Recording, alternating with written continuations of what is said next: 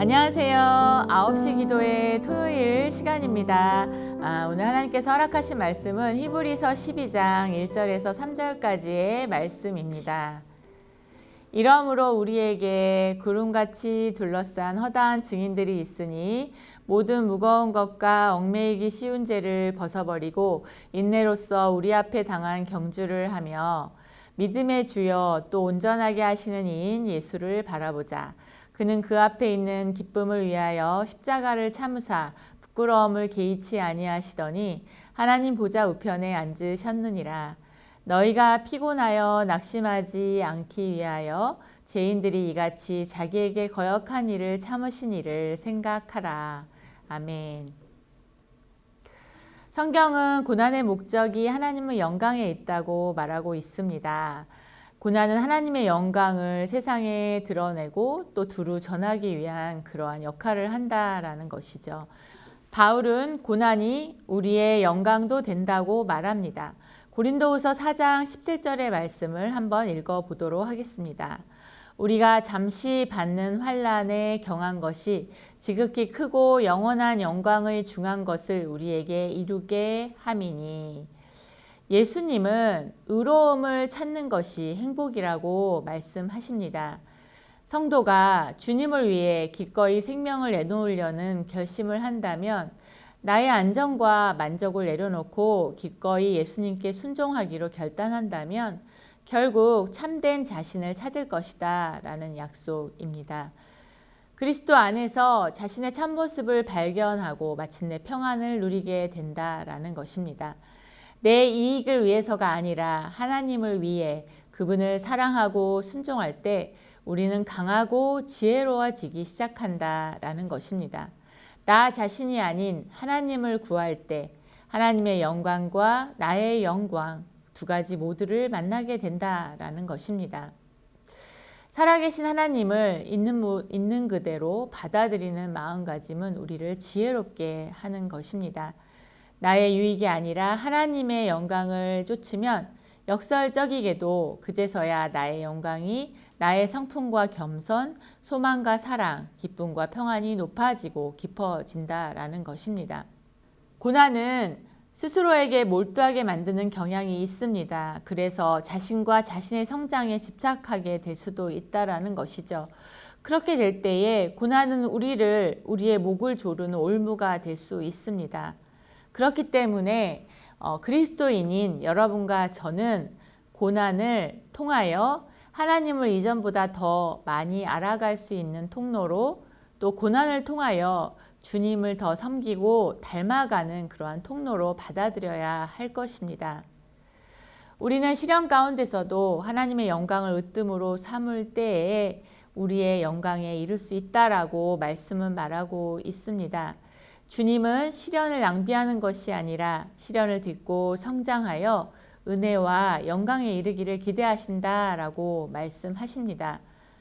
하나님은 고난을 사용해 우리의 연약함을 걷어내고 우리를 단단하게 만드시겠다라고 가르치고 있습니다. 우선은 여러분과 제가 고난을 바라보는 시선을 바꾸는 것이 필요하겠습니다. 우리를 겸손하게 하고 비현실적인 자존심과 오만을 없애주는 것이 바로 고난일 줄 믿습니다. 고난은 우리의 연약함을 깊이 자각하게 하고 우리가 하나님이 없이는 살 수 없다라는 그러한 고백을 하게 된다라는 것입니다. 그리고 그 진리를 깨달을 때에 우리는 하나님의 말씀대로 살아가기 위하여 노력할 것인데 그것을 할 수 있는데 고난은 큰 역할을 한다라는 것입니다.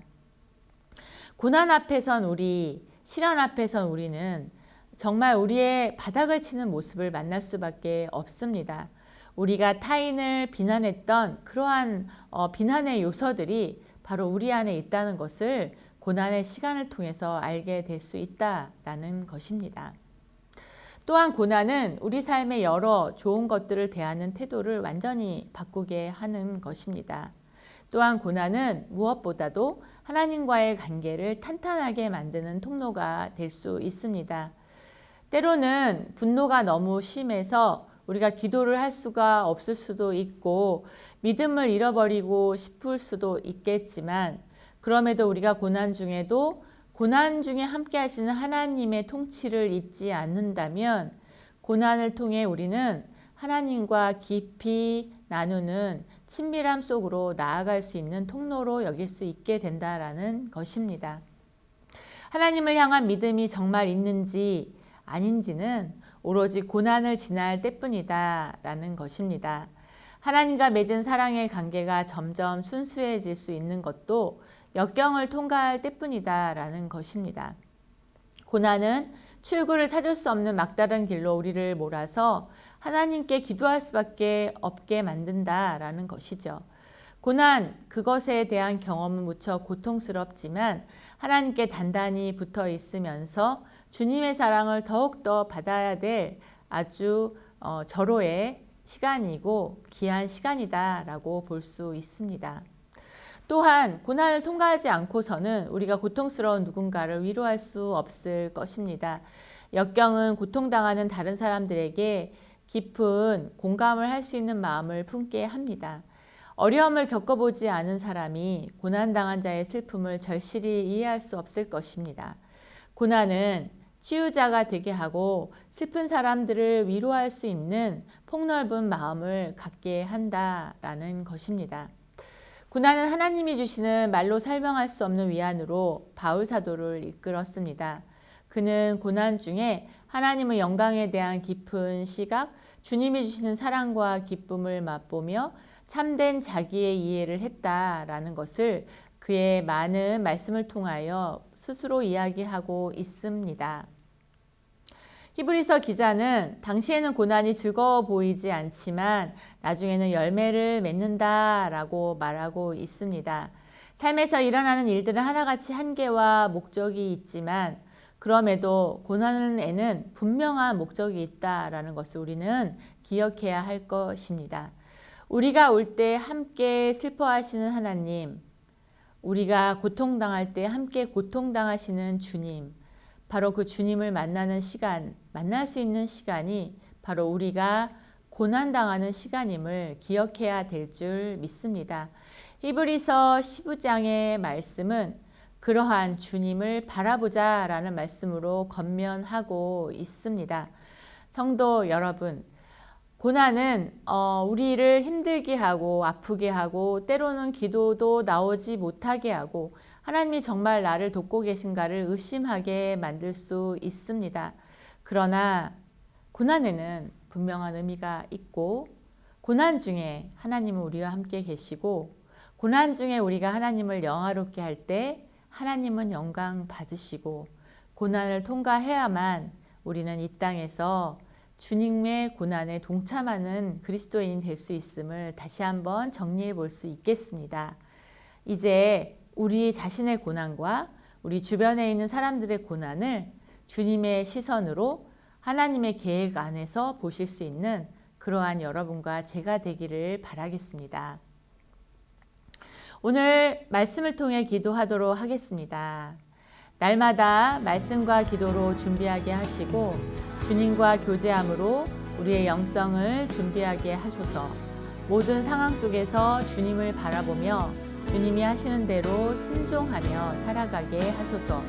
복잡한 삶 속에서 주님과 동행함으로 평안을 누리게 하옵소서라고 우리가 함께 기도하도록 하겠습니다.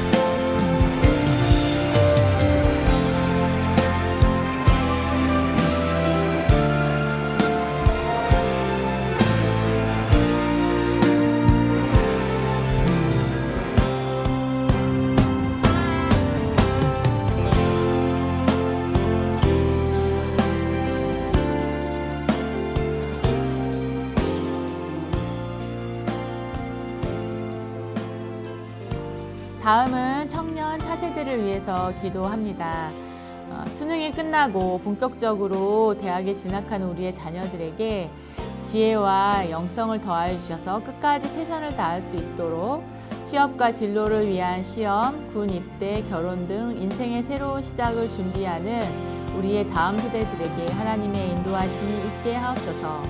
다음 세대가 삶의 기준이 하나님의 영광이 되게 하시고 어려운 현실 가운데서 주님께서 주시는 소망을 바라보며 이겨나가게 하옵소서. 가정의 믿음으로 든든히 서나가게 하옵소서. 기도하겠습니다.